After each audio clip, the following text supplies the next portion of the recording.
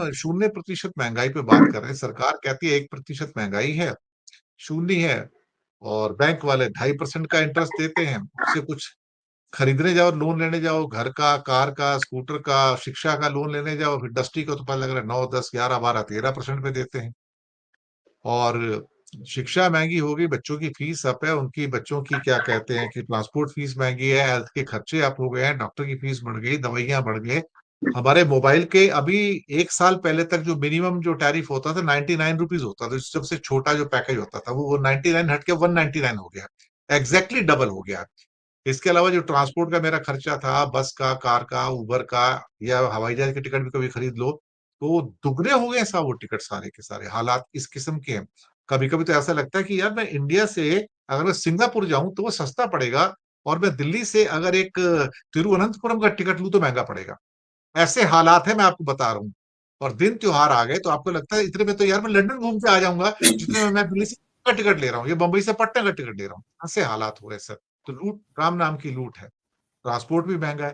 ठीक। तो सर सरकार के आंकड़े कहते हैं महंगाई है ही नहीं। सर कुछ आप नजर डालिए सर, आपने तो बहुत दुनिया देखी है ओम सैनी जी। देखिए, हमारे जो वर्तमान प्रधानमंत्री हैं उनकी लीला बड़ी अपरंपार है। क्योंकि एक तो इसी में यकीन करते हैं कि वो प्रभु ने उनको भेजा है हमारे को सारे दुखों से निजात दिलाने के लिए।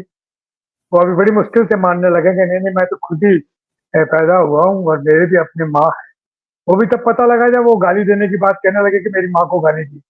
ये आश्चर्य कह रहे थे, आपकी माँ तो, आप तो प्रभु के अवतार है, आपको कौन गाली दे सकता है। बहरहाल उन्हें माना कि उनकी माँ थी और उनके बारे में किसी ने कुछ कहा तो वो बड़े खफा हुए। बहरहाल ये सच है कि उन्होंने कहा था कि सब त्योहारों के वक्त में आपको ऐसी ऐसी सौगात देंगे कि आप बिल्कुल बेहद खुश होंगे और खरीदारी में अपने को सब कुछ लगा देंगे। अब वो ये तो कहा देंगे सौगात, लेकिन सौगात तो जो जीएसटी की दी उन्होंने, वो भी नाप तोल की दी है। ए कैटेगरी की होटल्स में क्या होगा, बी में क्या होगा, सी में क्या होगा।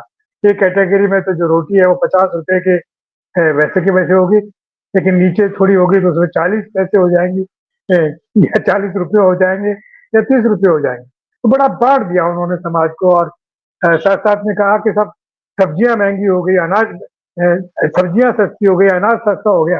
किसान मारा गया तो उसके बारे में क्या कहा जाएगा। किसान को अगर अपने कपास के दाम ठीक से नहीं मिले, किसान को अगर अपने दूसरे उत्पाद जो है, जैसे राजस्थान में मैं बैठा हूँ तो हमारे यहाँ जो बाजरा है वो बहुत बेहतर क्रॉप निकलती है और पूरे राजस्थान में होता है। इस बार वो सब खत्म हो गया, बाढ़ के मारे सारा पंजाब नष्ट है, राजस्थान नष्ट है, उत्तर हिमाचल नष्ट है। कहाँ से फिर ये सब होगा।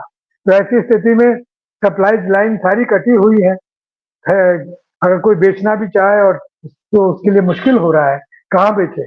मंडियां सब टूटी हुई पड़ी हैं। तो इसलिए ये तो एक जैसा उन्होंने कहा था, अगर सहज स्थिति होती तो शायद कुछ अंदाज लगाया जा सकता था। लेकिन हमारी जो सप्लाई चेन है सब्जियों की, इसकी शिमला बना हुआ है, शिमला से चीजें ही नहीं आ रही हैं। तो कहाँ से वो वैसे के वैसे ही जो हर रोज का भाव देखते हैं मंडियों का। क्योंकि राजस्थान में एक अखबार निकलता है जो सिर्फ कॉमर्स को लेकर के है, उसमें इन सारे भावों को मैंने आज देखा कि भाई कौन सी चीजें सस्ती हुई। न दालें सस्ती हुई, न घी सस्ता हुआ, न सब्जियां सस्ती हुई। सब वैसे के वैसे उल्टा चढ़ता है, जो उपलब्ध नहीं है उसके भाव बढ़ रहे हैं। टमाटर जो बहुत सस्ता हो गया था बिल्कुल अब बढ़ गया अचानक। जो प्याज सस्ता हो गया था बढ़ गया। जो घी है उसके ऊपर भी भाव बढ़ गया। ये तो दाल रोटी वाला सिलसिला तो अब देखिए कहना ठीक नहीं लगता। अब तो सब्जी रोटी वाली बात बोलनी चाहिए, क्योंकि दालें तो बहुत महंगी है, सब्जी फिर भी उपलब्ध होती है। तो ये सरकार का जो नियंत्रण और डिस्ट्रीब्यूशन का जो सिलसिला है वो बड़ा कमजोर है, और उसको मानने के लिए वो तैयार नहीं। क्योंकि जितनी भी ट्रांसपोर्ट हो रही है वो रोड वाली तो सारी करीब करीब डैमेज पड़ी है। आसपास की रियासतों के प्रदेशों के कोई ताल्लुक उस तरीके के है नहीं। उसी तरीके से हवाई जहाज से अगर आवागमन हो तो बहुत महंगा हो जाता है, तो वो भी नहीं है।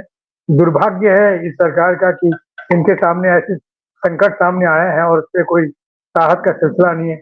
ऐसे में फिर अड़ोस पड़ोस में जो हो रहा है वो अलग तंग कर रहा है। बांग्लादेश और श्रीलंका तक तो ठीक था, लेकिन ये नेपाल में जो कुछ हो गया, और उनका भी कुछ सिलसिला ऐसा ही है कि सब बड़े भ्रष्टाचार का रास्ता है। हमारे यहाँ भी सब कुछ हो रहा है वैसे।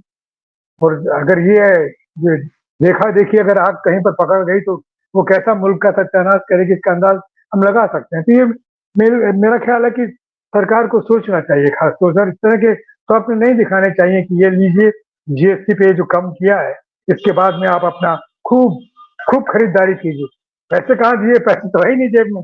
पैसे वो जब देंगे तभी तो कुछ होगा। बैंकों का हाल आप बता ही रहे हैं कि बैंक क्या करते हैं, कितना तंग करते हैं।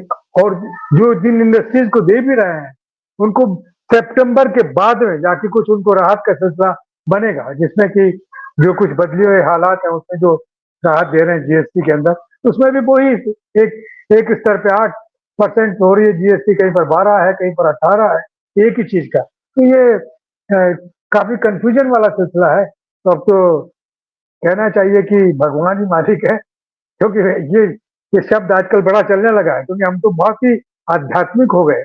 हमारे जब प्रधानमंत्री आध्यात्मिक हैं, तो हमें भी आध्यात्मिक होना ही पड़ेगा। जैसे वो बोलते हैं वैसे हम भी कहते हैं, प्रभु मालिक है, सब ठीक कर देंगे। जी। बिल्कुल सही कहा आपने। वैसे पिछले साल यही सितंबर के महीने में सोना 70,000 पे था, आज 1,13,000 का 10 ग्राम है। तो अब मुझे समझ में नहीं आता कि क्या ये रेट भी कुछ फैक्टर इन